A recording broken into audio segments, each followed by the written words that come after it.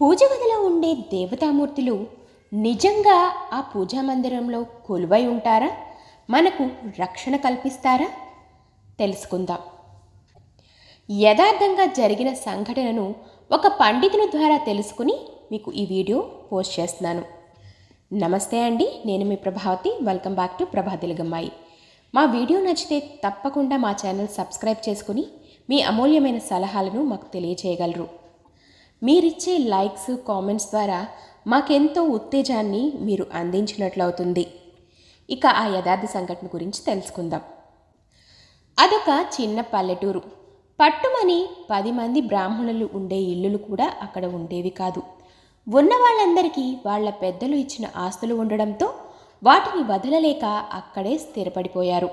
శాస్త్రిగారు ఆ ఊరి పండితులు, పరమ నిష్ఠాగరిష్ఠుడు. వాళ్ళ తాత ముత్తాతల నుంచి వస్తున్న శివ పంచాయతనం వారి ఇంట్లో ఉండేది. శాస్త్రిగారు రోజు నమ్మక చమకములతో శివునికి అభిషేకం చేసి శ్రద్ధగా పూజ చేస్తూ ఉండేవారు. ఆయన భార్య పేరు శ్రద్ధాదేవి. అమ్మగారికి వంటలు చేయడం బాగా వచ్చు. ఆమె వండిన పదార్థం తిననివాడు ఆ ఊరిలోనే ఉండేవాడు కాదు అనడంలో అతిశయోక్తి లేదు. వారికి అష్టైశ్వర్యాలు ఉన్నాయి. తాతలు తండ్రులు సంపాదించిన ఆస్తులు చూసుకుంటూ అక్కడి ప్రజలలో తలలో నాలుకలా కలిసిపోయేవారు. పూజ గదిలో సామాను సిద్ధం చేస్తుంది శ్రద్ధాదేవి. ఆయన పక్కన కూర్చొని కబుర్లు చెప్తున్నాడు శాస్త్రిగారు. పూజా మందిరంలోని వస్తువులు, బొమ్మలు అన్నీ పాతబడిపోయాయి. వాటిని ఎంత శుభ్రం చేసినా మెరుపు రావడం లేదు. ఈసారి తీర్థంలో అన్ని కొత్త బొమ్మలు, సామాన్లు కొనుక్కుందాం శ్రద్ధ అంటున్నాడు భార్యతో. సరిగ్గా అదే సమయానికి ఆ ఇంటికి అనుకోని అతిథి వచ్చాడు.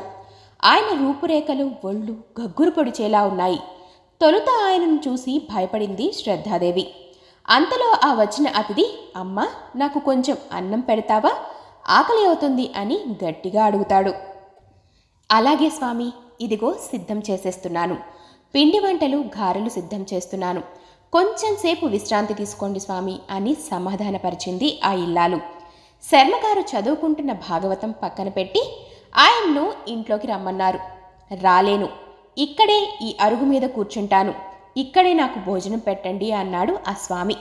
సరేనన్నారు శర్మగారు. వంట అవుతోంది. ఆమె వీలైనంత తొందరగా చేసి పెట్టాలనే ఉద్దేశంతో కంగారు పడిపోతుంది. పిండి వంటలు మొదలుపెట్టింది. గారెలు వేసి పూర్తవగానే భోజనానికి సిద్ధం కమ్మంది. బయట అరుగు మీదే నేలంతా శుభ్రం చేసి పెద్ద అరిటాకు వేసి వండిన పదార్థాలన్నీ అందులో వడ్డించింది. భోజనం మొదలుపెట్టాడు స్వామి.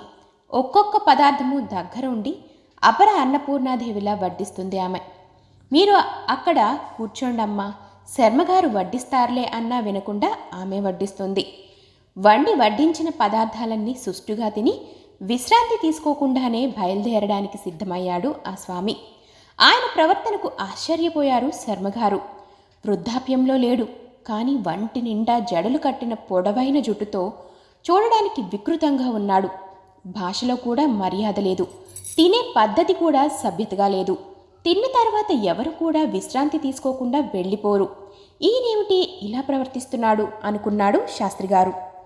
ఒక్క మాట స్వామి, మీరు ఎక్కడివారు? ఇక్కడికి ఎందుకు వచ్చారు? నా ఇంట భోజనానికి వచ్చి లోనికి రాకుండా బయట కూర్చుని ఎందుకు తింటానన్నారు? తిన్న వెంటనే ఎందుకు వెళ్ళిపోదామనుకుంటున్నారు? దయచేసి చెప్పండి అన్నారు శర్మగారు.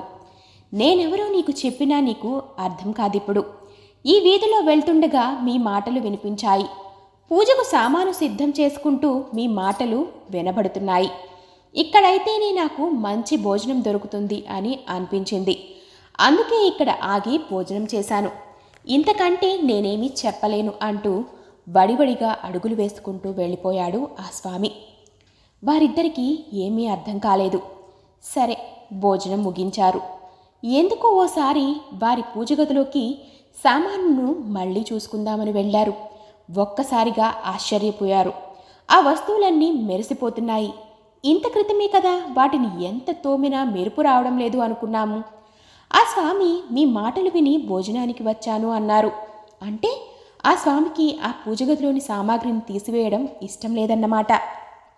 అంటే నేను రోజు కొలిచే ఆ పరమేశ్వరుడే నాకు జాగ్రత్తలు చెప్పడానికి వచ్చారన్నమాట.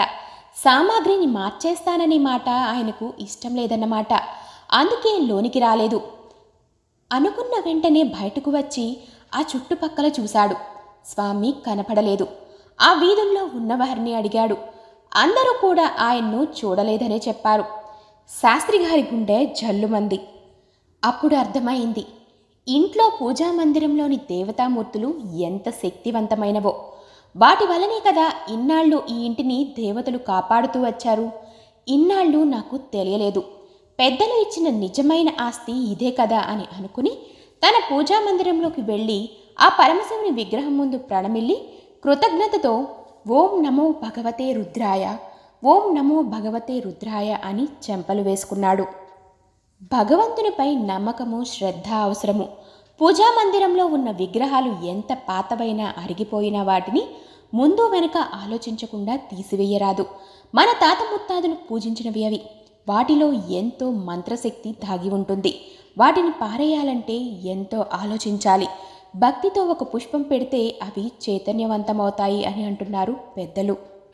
అంతేకాక మనల్ని, మన కుటుంబాన్ని రక్షిస్తూ ఉంటాయి. ఇదండి భక్తితో మనం పూజామందిరంలో చేసుకునే దేవతామూర్తులు అందులోనే కొలువై ఉంటారన్నది నమ్మకం. ఇదండి మా వీడియో నచ్చింది అనుకుంటున్నాను. మా వీడియో నచ్చినట్లయితే తప్పకుండా మా ఛానల్ సబ్స్క్రైబ్ చేసుకోండి. అలాగే పక్కనున్న గంట సింబల్ని ప్రెస్ చేయండి. మరిన్ని మంచి వీడియోస్ కోసం గంట సింబల్ని ప్రెస్ చేయండి.